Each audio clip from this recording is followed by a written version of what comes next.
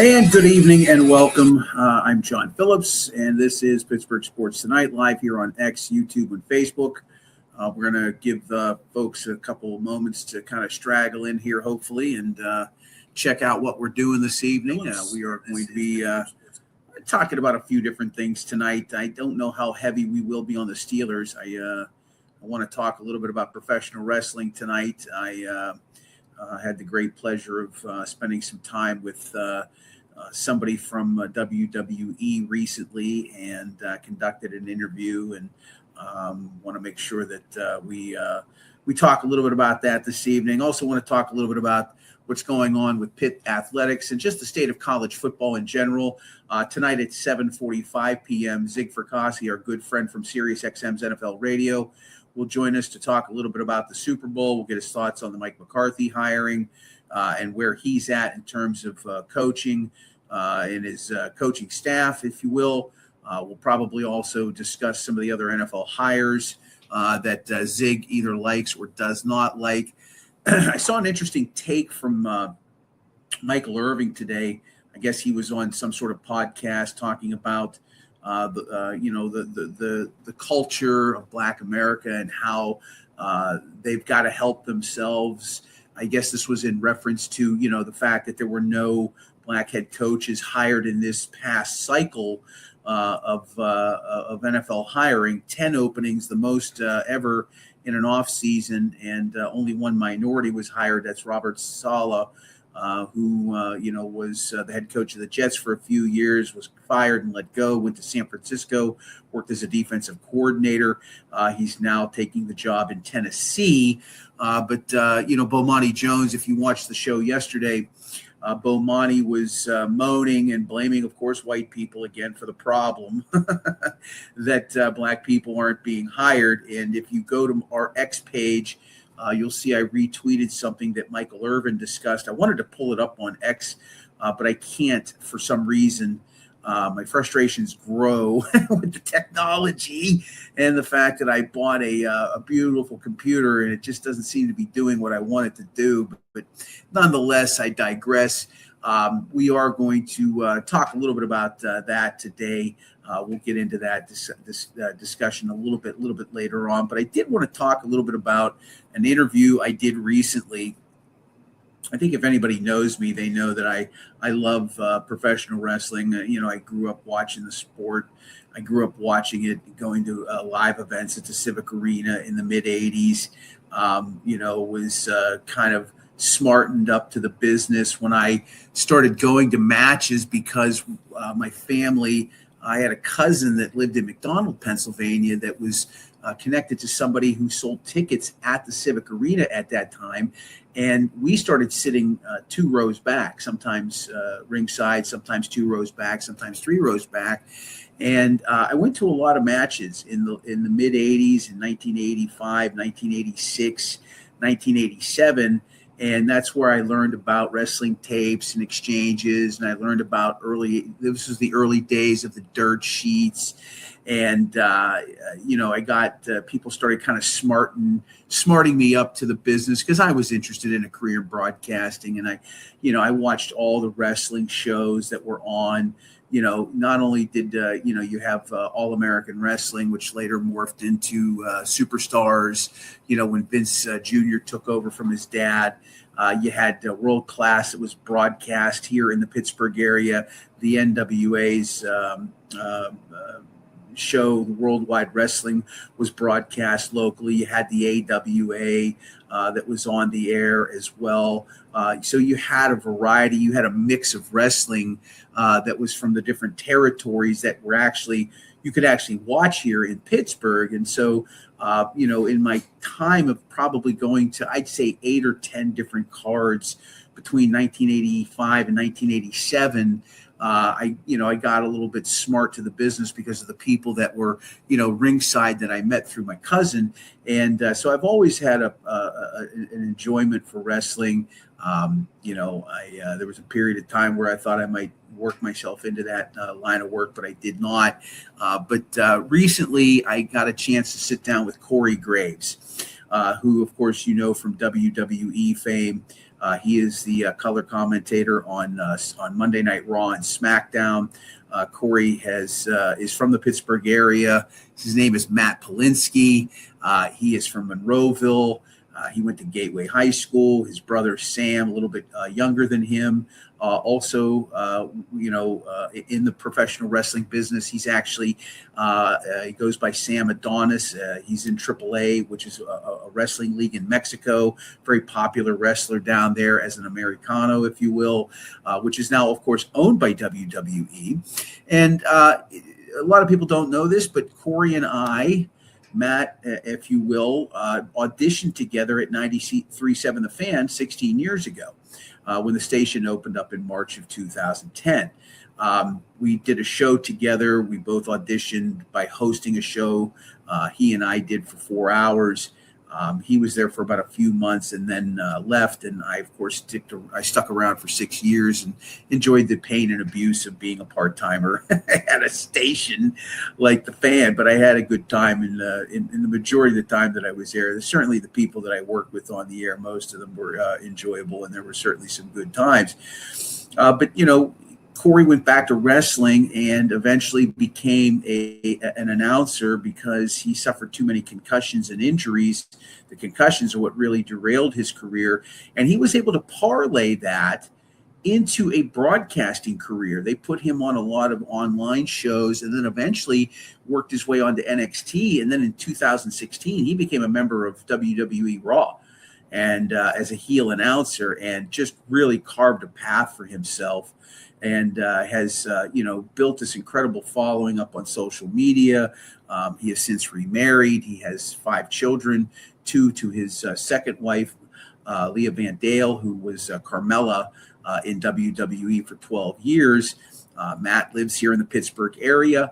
And he and I kind of reconnected back in May when I saw him at a Riverhounds game. And it was just in passing after the game was over. We chatted for about a minute and a half. He gave me his number. He was like, let's stay in touch.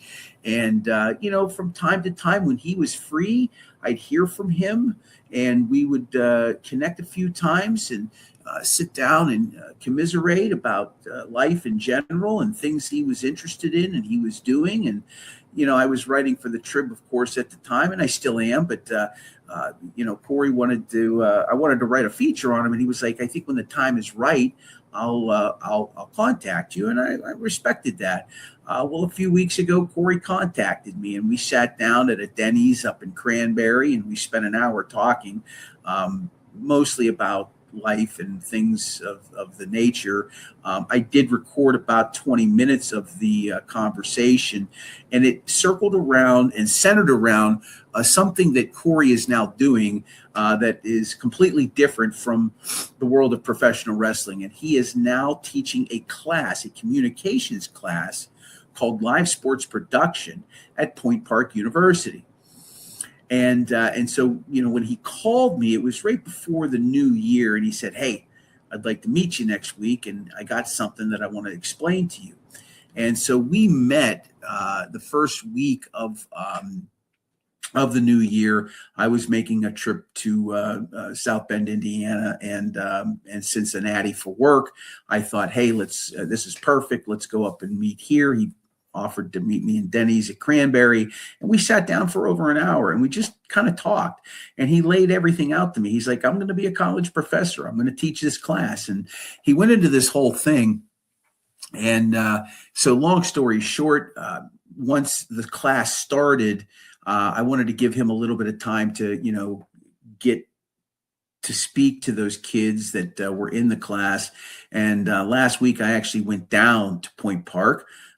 Dr. Robert Anke, thank you very much for giving me an opportunity. Bernie Anke, I should say, Dr. Bernie Anke, who's the chair at Point Park's School of Communications. I got a chance to sit in on Corey's class and, shot a little video, took some pictures, but just kind of watched.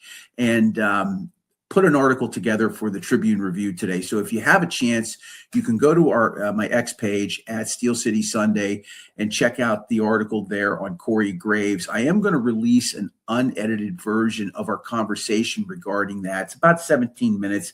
I have it uploaded to YouTube, but it's going to drop on Friday. I think people will find it interesting. It'll give you a little bit of a look behind the curtain of pro wrestling as well.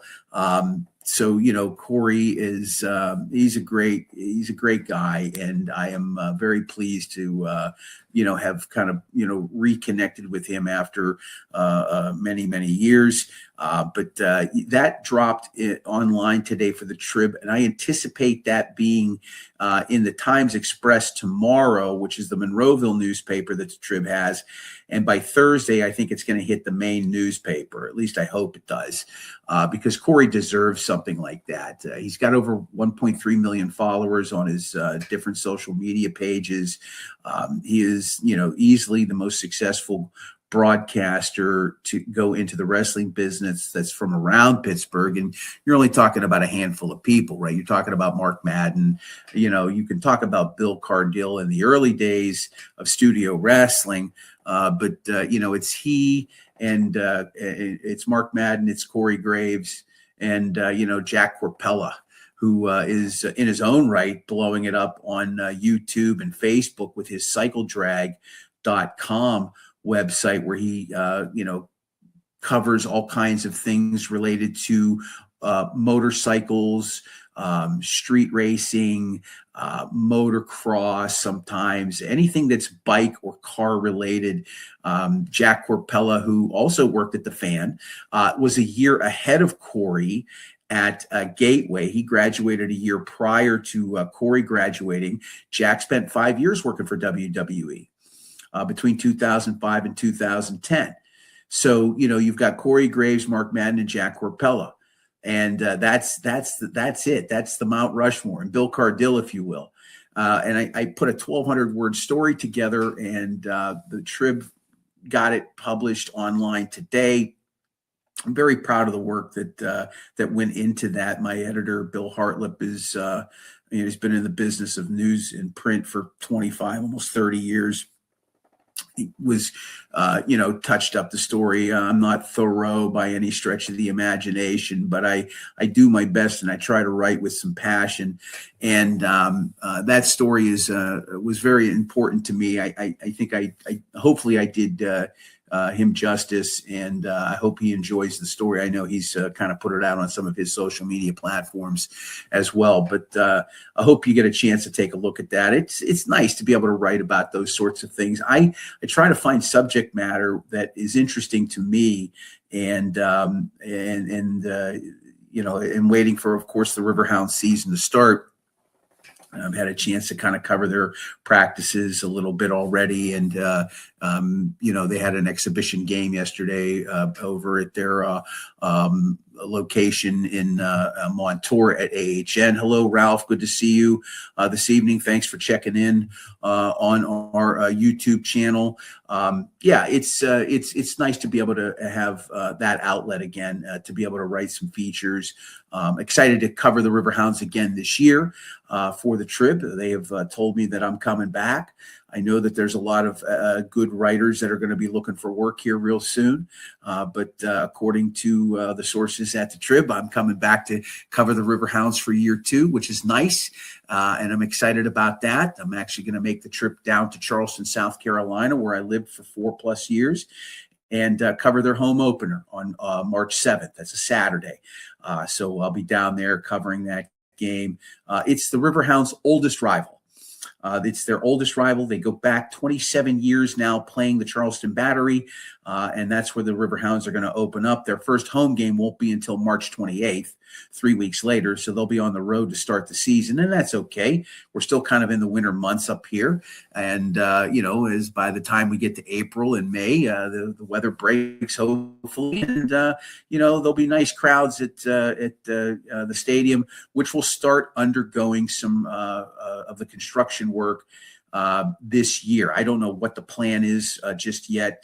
I think that's something I want to kind of talk to them about and get a little update on where stadium plans are right now. Obviously, the Riverhounds made that big statement sometime in October last year that they're going to build a $150 million, 16,000 seat stadium. It's going to be beautiful. We're us as press members, I will tell you, the press box needs some updating. If it can look something like the Philadelphia Union Stadium, I think we would all be pretty happy. But whatever they end up doing, I'm excited. I'm excited to see, obviously the sketches and what they were showing you at that press conference back in October was exciting, to say the very least. It might have been early November now that my memory is shaken, but nonetheless, when they made that announcement and they had everybody down there, it's nice to know that they've got that on the back burner over the next 3 years. And I think that process is going to begin here shortly. I have not been down to Highmark since the Eastern Conference final game in mid-November.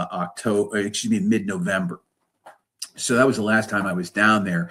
And I should probably check with Matt Grubba, who used to write for the Trib, but is now their media relations director, and see where things are at in the stages of getting prepared to start turning Highmark Stadium into its newer version. We'll also see what kind of stadium rights, naming rights they get for the Riverhounds. But wanted to start the show off with that this evening. I didn't necessarily want to get into any Steelers stuff per se. I don't think there's much to be said right now regarding the Steelers. Again, go check out the article on our X page on Corey Graves, and Friday at noon on our YouTube channel. I'm going to drop the 17-minute unedited version of the conversation, part of the conversation that he and I had. We talked about a lot of other things wrestling related that I didn't want to record. I just wanted to kind of spend time with him and chat with him. He's really a good guy. For considering how successful he is, Corey is a very down to earth guy, and it was nice to spend time with him to talk a little bit about this new phase of his life, his professional career outside of wrestling, which is pretty neat. Okay, so if you have any questions or some comments, you want to drop them in the comment section, you are welcome to do so. We'll be on the air until about 8 p.m. this evening. We will have a show tomorrow, nothing on Thursday. We'll go to 4 nights next week. We will have Zig Fracassi on the show tonight. Zig, of course, of SiriusXM's NFL Radio. We'll talk a little bit about the Super Bowl coming up. Not a whole lot of hype around a lot of it right now. Bad Bunny is getting some mixed reviews after the Grammys.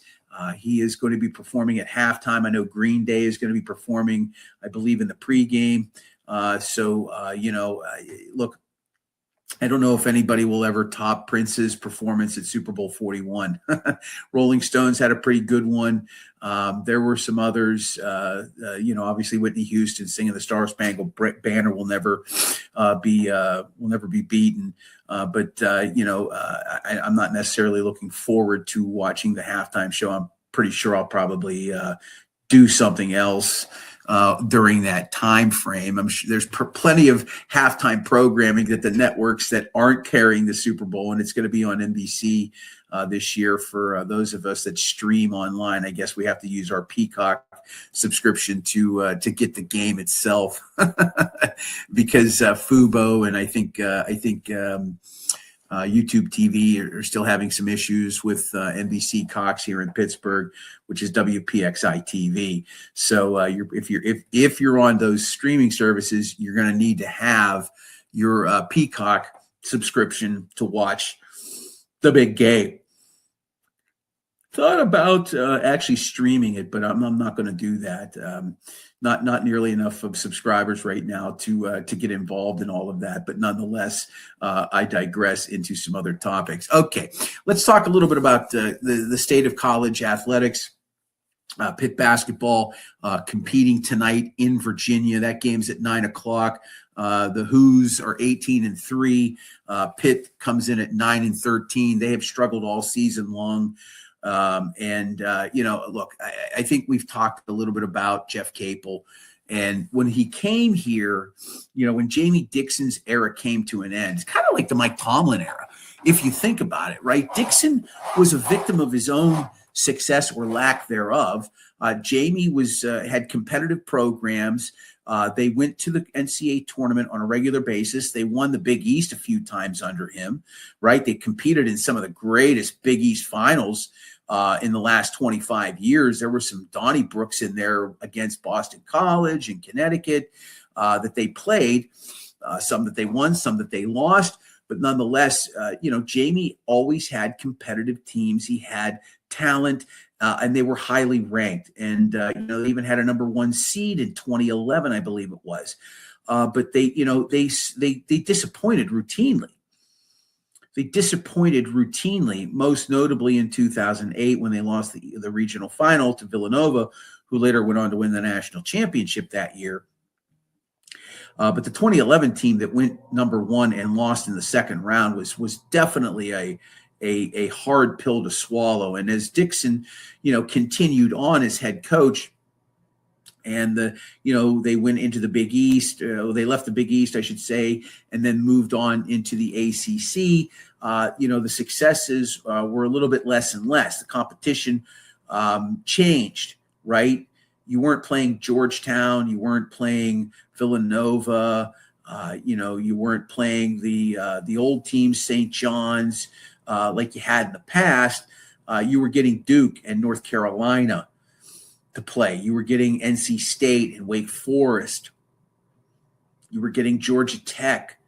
You were getting teams that, played a competitive schedule in the Big East. You got Boston College, right, who had left at some point in time to go to the ACC, Miami of Florida. Their program is much better now than it was when Pitt first joined. But you had these juggernauts, these dynastic teams that you had to compete with. And at some point in time, it became too much. And, Pitt wanted change, and they got it. Jamie Dixon left, went back to Texas Christian.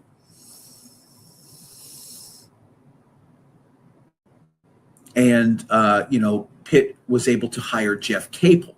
And so Capel comes in, obviously, with a pedigree from Duke, very successful, was an assistant under Coach K, and takes over the program. And, I don't know what it was, because this is before NIL a few years ago. For whatever reason, the recruiting didn't happen the way people thought it would. Right? Pitt had some success, but ultimately they were a little bit disappointing. And now what you've seen over the last few years with NIL is that, the Peterson Event Center, which was a great recruiting tool when it was built, I think it was 2000 or 2001, what was once a great recruiting tool for you, doesn't have the shine that it does 25 years later, because the Joneses keep up by either upgrading or building something new.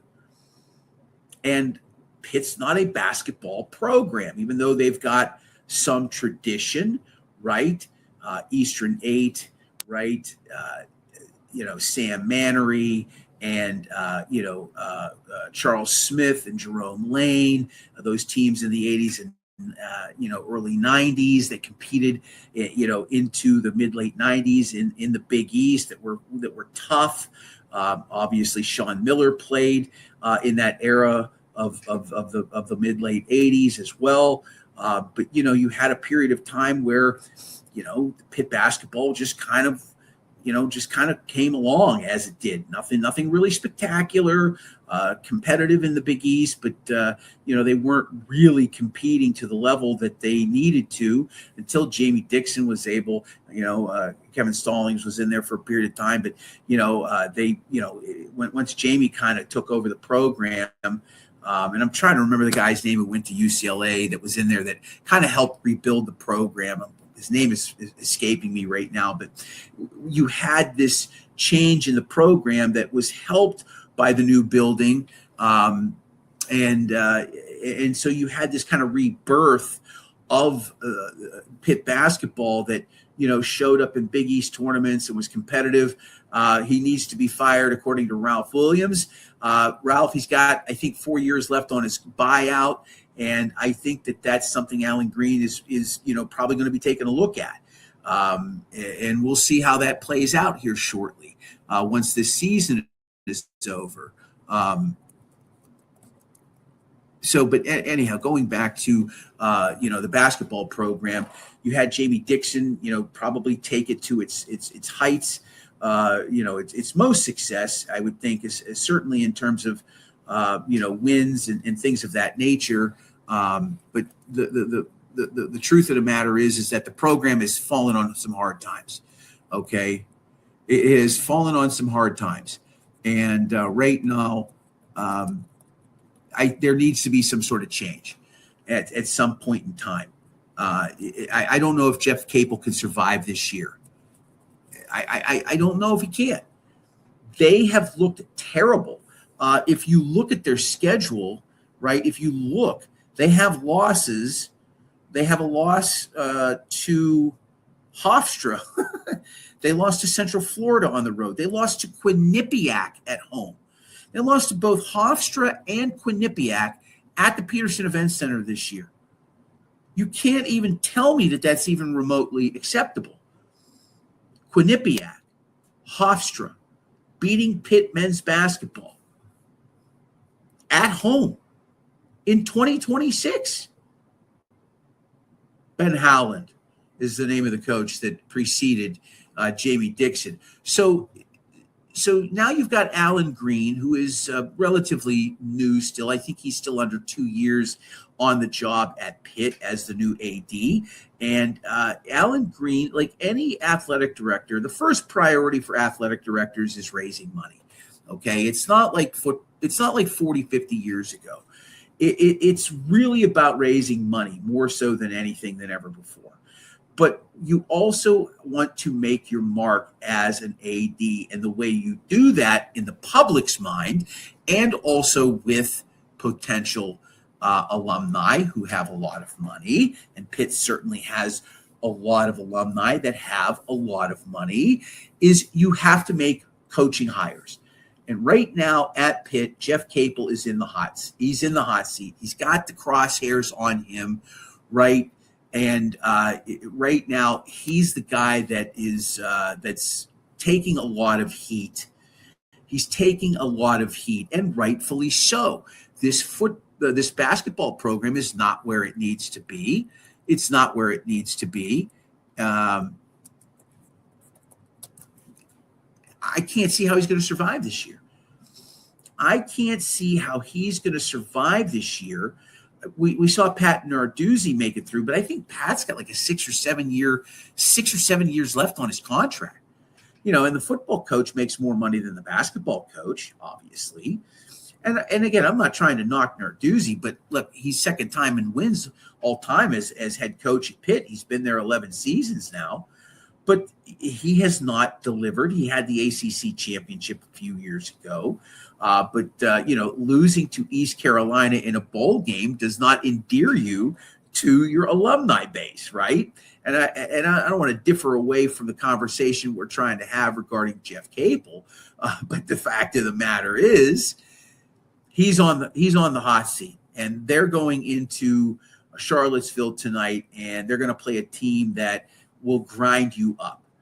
Virginia plays a very tough, hard-nosed game. They grind you down. They play tough defense. They stick with what they know. They don't change and deviate. They recruit who they do, and they are fairly consistently in contention for ACC championships and, of course, berths into the NCAA tournament. Consistently. And you have to respect that because, look, they're 18th in the country right now, and they've established a program up down there that it plays a certain style of basketball that has been effective for them, right? And I don't think their NIL money is all that great, so they're not spending a ton of money on kids. Alan Green has to come to some sort of decision here at some point in time on what he wants to do with Pitt basketball. Is Jeff Capel somebody that is going to get tossed by the end of the season? You're welcome to leave some comments. If you do, I don't know how you keep a guy who lost to Quinnipiac and Bucknell at home in a major program like Pitt's. I don't know how you do it, right? How do you keep, or I'm sorry, Hofstra and Quinnipiac? They beat Bucknell fairly easily. Hofstra and Quinnipiac. How do you lose those games at home? How are you, Jeff Capel, looking in the mirror at yourself after the losses of that nature? How do you walk into the building the next day? How do you stare down alumni that want to donate money to the program but are afraid to because of the product that's being put out? Right? Pitt has already announced that this coming football season, they're going to tarp the upper portions of Heinz Field, Acrisure Stadium. They're going to cut capacity down at Acrisure to under 50K because they can't draw flies down there. I took a lot of heat in 2011 or 12. It was 2011, I believe it was. Might have been 2012. When Pitt decided, and again, this was Steve Peterson. I never had a good relationship with Steve Peterson in both of his tenures at the University of Pittsburgh as athletic director. In 1997 and 1998, when I was working on Ardmore Boulevard doing evenings, when Pitt was still on AM 1250. It was the last year. They decided to go to KQV in 1998. I was very vocal, obviously, on the AM station at that time, doing evenings from 6 to 10 about all of this. I got accused by Peterson of being jealous and, them moving on. And that didn't last very long, obviously. They spent a little time, I think, over on at AM 1410 KQV. And then I think by 2001, they went over to Clear Channel for a while before they eventually landed on the Fan. And when I was over there, this was the second time around for Steve Peterson.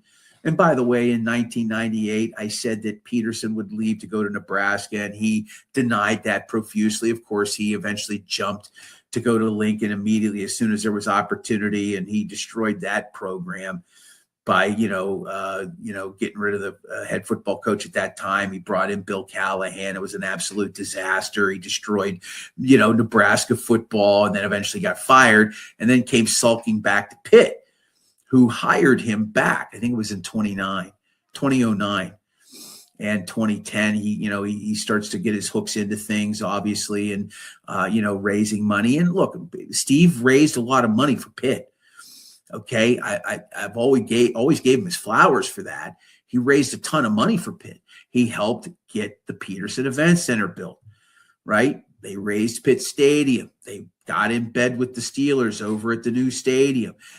It was good for Pitt at that time, but even in this time frame, I've always maintained that Pitt needs to have a stadium on campus, 45,000, something similar to the one they have at Wake Forest, something similar to the stadiums that they have at Georgia Tech. You find yourself a spot somewhere down there. I always felt that they could put a small stadium right there underneath the Cathedral of Learning. I believe they have enough space and infrastructure to make that happen, but they're not going to do that. Yeah, he fired Frank Solich, who had he had fired Frank Solich from Nebraska, and I remember when Dave was head coach at Pitt. He came back. It was like 2009 or 2010. And I actually ran into that. So thanks, Ralph. I appreciate that. I remember running into Dave Wannstedt at Woodland Hills High School doing a recruiting trip with George Novak one day. But yeah, that and that whole thing that went down with, getting rid of Wannstedt, and then they hired Mike Haywood from Miami of Ohio. And that lasted a couple weeks because on January 1st of 2011. Again, just going back, I was at the Fan at the time, and I was doing the 10 p.m. to 2 a.m. shift on the night of the Winter Classic. I'll never forget this. Thanks for reminding me of this, Ralph. I'm at the Fan this is January 1st of 2011. The Winter Classic is being played at Heinz Field at the time, right? The Washington Capitals came in, they beat the Penguins 3-1. I was doing the 10 p.m. to 2 a.m. shift, and I was under strict orders to talk hockey for 4 hours. Not my best subject in the world, but I was prepared to do it, right? And so Pitt announces right around the start of the hockey game, or somewhere either right before or just before it ended, that they had fired Mike Haywood because there were allegations of abuse and assault. And this all happened right as the hockey game was about to come to an end. And I'll never forget Terry Fox, who was the program director of the station at that time. Terry calls me on my cell phone, and he made it really clear. He goes, I don't care what we talked about prior to what just happened. You are going to speak for the next 4 hours about Pitt football. And he specifically said to me, don't be afraid to be opinionated. And because I told him, he knew I did not have a good relationship with Steve Peterson. And for 4 hours, I called for Peterson's firing. For 4 hours straight, I explicitly called out. I'm trying to remember who the president of the university was at that time. I looked up all the names of all the important people, the chancellor, the deans, anybody that was important above Peterson. For 4 hours, I spoke how he should have been fired immediately, that he pushed Wannstedt out the moment he could, right? He fires Dave Wannstedt, right? And I said this when they fired Wannstedt. I talked about the Frank Solich firing, obviously, and bringing in Bill Callahan, and what a disaster that was, and how it set Nebraska football back. Same thing here. They hire this absolute unknown guy, and within weeks, they had to fire him because they didn't do their due diligence, because Peterson didn't do his job, right? He didn't do his job. He hired Walt Harris as well. And I know Walt took over a Pitt program in the mid-90s that was so bad, right? They were terrible. The cupboard was completely bare at that point in time, and he was able to take over a program that was just awful, right? And he was able to get Pete Gonzalez somehow. They beat West Virginia. They got to 6-6. They went to a bowl game. I think they played in the Liberty Bowl in 97, and they got beat by Southern Miss like 41-7, right? He took over for Johnny Majors, right? Johnny Majors came back for his second run at Pitt and just obliterated that program. Mark Nortenberg. Thank you, Ralph. Yeah. So you're right. So there was that timeline where you had Steve Peterson, who came in, he brought Walt Harris in, and Walt didn't leave on the greatest of storylines either. Okay. Of which I will not get into. So the truth of the matter is that Steve Peterson had this horrific, right, resume of hires at Pitt and at Nebraska, and especially when he had went to Nebraska, and I mean, you're talking about an institutional program, national championships, and whatnot. He comes back to Pitt second time around, and you could just feel that he wanted to get rid of Dave Wannstedt, which he did. He absolutely terminates him, and they hire this guy, Mike Haywood. Next thing you know, boom, he hires this unknown guy, and then 3 weeks later, he's firing him. Anyhow, I went on the air for 4 hours straight, and just I couldn't understand how he had a job. Like I expected the university to fire him at 2 a.m. And I was calling for it all night long. And anytime I was able to get back on the air over the next few weeks, he, of course, hires Todd Graham, who ran out of here after 1 year. And then Paul Chryst came in for 3 years. And then he left to go back to Wisconsin to take over the head coaching job there. It was just, it was a disaster. And, and Graham Peterson tried to get me fired in 2012 when he decided he wanted the spring game, because nobody was going to the spring game again at Heinz Field at the time. He decided he wanted to take it to the high school stadiums. And I researched it. All the Division I programs all conducted their spring games at their football stadiums, even the small, the P5s. I called Eastern Michigan. I called the smallest schools that you could possibly think of. And I researched it, and I wrote a big article for CBS Online. And basically, it was like an embarrassment. I was like, if I'm Pitt, I've got to be humiliated that I'm taking my spring game and playing it at Aliquippa High School. And he actually Peterson called the guy who ran CBS Radio. They got me suspended. They wanted to fire me, but Terry Fox stood up for me. So anyhow, that's a long rant about Pitt athletics. We'll see what happens with Capel. I think he'll probably survive one more year. I think it's 60-40, but we'll see. This was the other story I wanted to get to a little bit later on here in the show before we get Zig Fracassi on. Craig is checking in via our YouTube channel tonight. The Detroit fan has filed a $100 million lawsuit against DK Metcalf, the Steelers, the league. Since he's filing it against Ocho Cinco and Sterling Sharp, since he says he's been labeled as a racist. I did see that, Craig. Thank you very much for pointing that out. I think we knew as that story developed, and of course that was the Lions-Steelers game when the Steelers went up to Detroit and beat them, and that wrapped up that 3-game winning streak that they had before the loss to Buffalo, I believe it was. But it was right before the end of the season. Excuse me, right before the end of the season. And so, yeah, they went to Detroit and they won, and that all went down. Metcalf, of course, takes a swing at the guy, grabs him, whatever you want. He shouldn't have put his hands on him. Gets the 2-game suspension, and we kind of knew within moments or within hours of that incident that guy had done something like this before, and to DK Metcalf. That's the one thing about the internet. It does not forget, and it is forever. And I'll remember that night, people were like, oh, yeah, I think I remember that guy. I think I remember him doing something like that, similar. And, oh, yeah, he goes to high school football games, and he does that there. And, oh, yeah, we've seen him do this as well elsewhere. And so, the funny thing is that it does come out later today that he has filed a $100 million lawsuit against the league and a bunch of different people.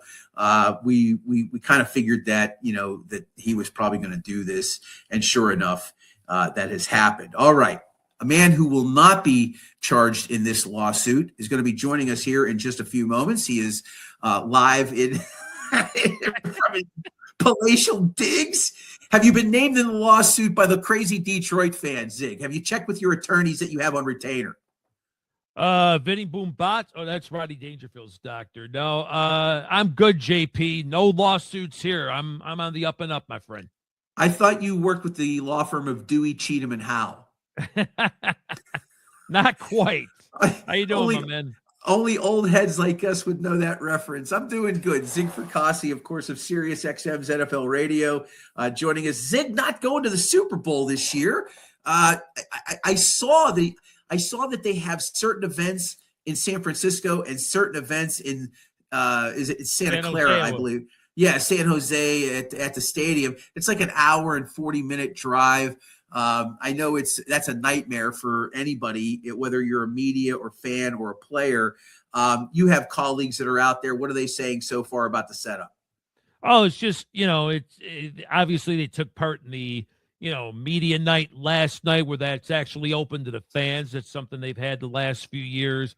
And then obviously sending things over to San Francisco and the media center there. And, it's just one of those things where you grab all these interviews and these players probably have products to sell or whatever the case may be. And it's just, you know how that goes. And again, it just seems to be a good vibe going into this game, obviously with Super Bowl 60 around, and just it was just interesting to hear a few of the different things. I think it's been real quiet so far, Zig. It's been a real quiet start to the Super Bowl week. Am I wrong? Am I not paying attention? I just from an outside looking in, JP, maybe that's the case. I know the Mad Dog Christopher Russo was talking a little bit about that today on his show. Okay. Maybe it's again, maybe it's just one of these things where the matchup itself is going to be very good, but unlike the last couple of years, we don't have like the Chiefs, for example, last year looking for the three-peat, or the year before for the repeat. So the sexy storyline is certainly lacking a little here. Well, and also remember too, JP, with the Chiefs, you've got the Swifties angle, since Taylor Swift's obviously. Well, no, I mean I think that's when you're trying to get the French fan. No, it's that thing, Yeah. No, you're not wrong. You're not wrong. Although I would think that there would be enough being made about the Patriots going for a 7th Super Bowl under a third head coach, right? You know what I mean? I feel like the buzz around this game is just not there right now. And it doesn't lack for stars, but it doesn't have the marquee names. I mean, look, Sam Darnold isn't, he's not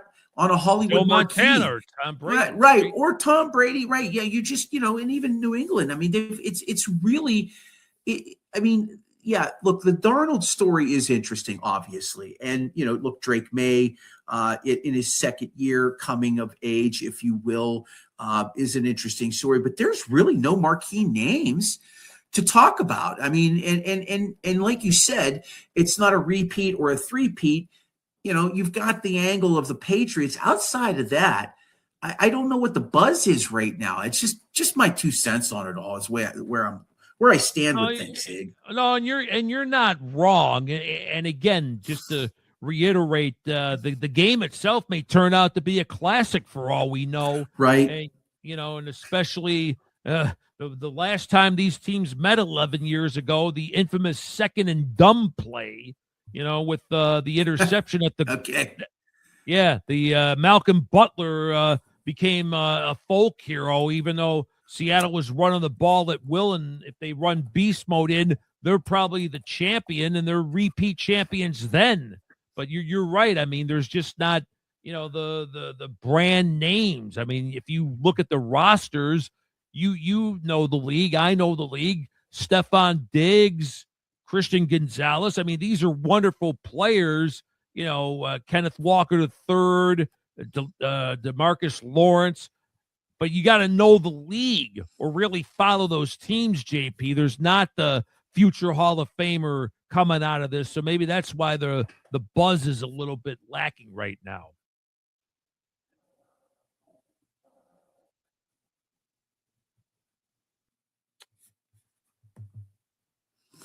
Okay, we've got Sig Fracassi of SiriusXM's NFL Radio on with us right now. We'll have him for just a few more minutes. He was kind enough to give us a little bit of time. This Detroit Lions fan, I appreciate it. The Detroit Lions fan files a $100 million lawsuit today against DK Metcalf. I believe they also named Chad Ochocinco Johnson.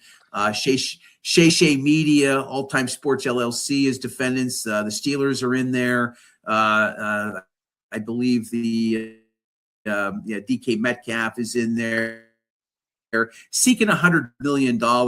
I'm sure that this will be quietly settled out of court, but I didn't see that one coming. This one goes a little too far. And then if memory serves me right, JP, I think DK Metcalf, when he was with Seattle, I think complained about this same fan when they played in Detroit before. So I don't know what the end game is, to be honest with you, with this guy. So hopefully this thing gets attended to and maybe reacted to and dismissed like it should. It's early in the week. I want to jump back into the Super Bowl thing here. If you got a feel for Sunday, how do you think it's going to play out, Zig? Well, Seattle's the favorite. And so you automatically you're thinking, well, what did they do to rate the edge? I think they played probably a lot of it, JP, is because they played, I think, tougher competition. I mean, they had to get by San Francisco and the LA Rams in their own division.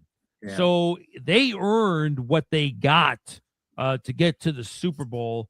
I think they played a better overall schedule.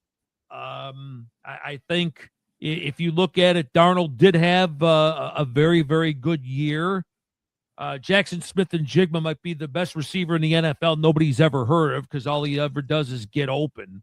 And that may be part of it too, JP, because even though you get national games per se, Seattle is still one of those franchises. They aren't a Steelers, a Packers, a Cowboys, the cachet type of franchises.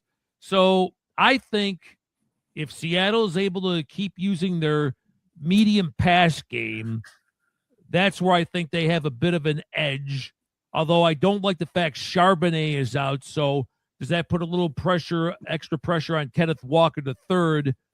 Defensively, they got to shore up the run a little bit because what my co-host from this past weekend, Super Bowl champ Robert Turbin, former Seahawks back, was telling me, the Rams started to run at Seattle's right side on that D-line, or if you're watching on TV, the left, and they were having big success. If they can close that and maintain, New England with Ramondre Stevenson and Trevion Henderson limiting their abilities to break off big plays, that's why I think it works out good for Seattle.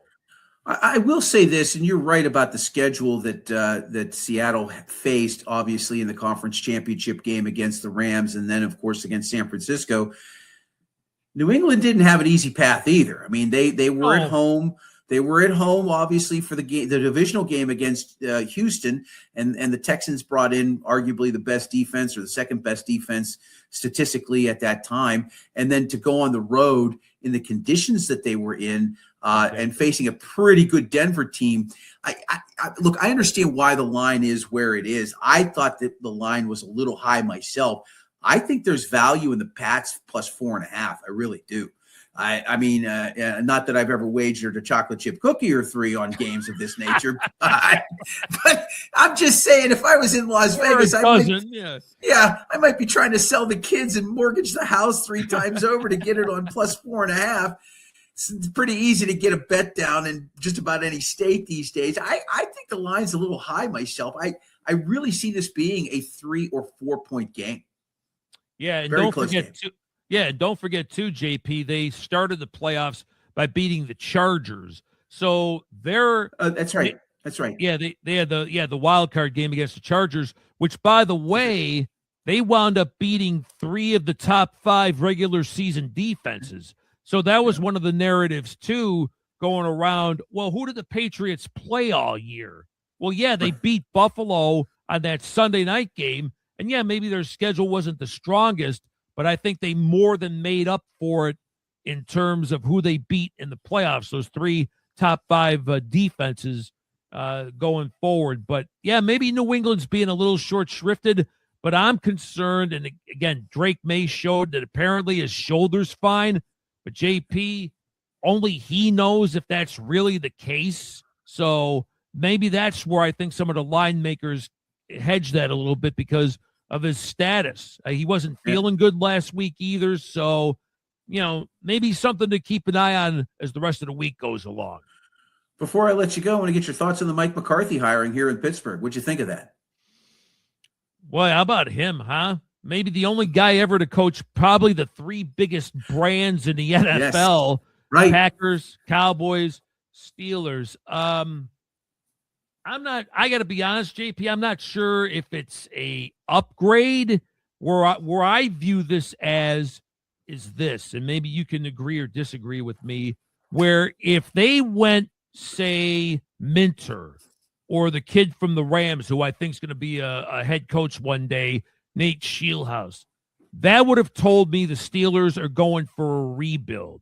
But with McCarthy, they're going for we think we have a good enough roster to win now. We think we can get Aaron back. The way they're constituted, they think they can still win now. Hence, McCarthy got the job. So maybe they wanted to keep things in the veteran, let's win now mode. Yeah, my cat had an opinion on it, but I told him he has to put an application in to be part of the crew here. Zig Fracassi of SiriusXM's NFL Radio, of course, was with us all season long on Steel City Sunday. Zig, I can't thank you enough for giving me a few minutes of your time, my friend. Oh, and I enjoyed that. And by the way, marks to you for getting that off the ground. We talked about it over the summer at our reunion. Yeah. And I said, you know what? Stay at this. It's going to take off. You and all the crew. It was an honor for me to be part of it. Awesome. We'll have you back next year. I appreciate your time, Zig. You're the best. All right, buddy. Be good. All right. Zig Fracassi, he and I go back 30 plus years now. I was 32 years, actually. Be 32 years somewhere towards the end of the year, where I worked with Zig Fracassi in Las Vegas, Nevada. I was all of 25 years old, literally just turned 25 when I moved out there. Hey, JP, let's go to El Pollo Loco. We used to go to the Crazy Chicken and all kinds of places. He's a good guy, Zig Fracassi, and one of the more detailed guys I've ever worked with. I mean, his depth of knowledge of the sport of football and all other sports. He's a hockey guy. He's a big rabid hockey guy as well. I love Zig, and I'm so happy to be able to work with him, as I've been happy to work again with people like Paul Zeiss and John Fedko and some others. All right, that's going to wrap up our show this evening. Look how quickly an hour goes. I don't need commercial breaks. I can entertain and talk. Got people like you. We got Ralph Williams. We got Craig Werlow checking in via our YouTube channel. I appreciate all of you checking us out on X and whatnot. A nice little crowd, about almost 40 of you this evening. Hey, we're going to build this. I'm going to build this over time. We're going to get more guests. We're going to increase things as we get towards the spring. Once we get to baseball season, I hope to have some cool announcements in terms of programming. So we'll see how the next few months play out. All right. Thanks to everybody who participated in tonight's broadcast. We'll be back again tomorrow night. I'll have some guests. Check out our X page for the updates on that tomorrow. Appreciate all your comments, and for you checking us out this evening. I'm John Phillips. Good evening. You have been watching Pittsburgh Sports Tonight here on X, YouTube, and Facebook. Good evening, everybody.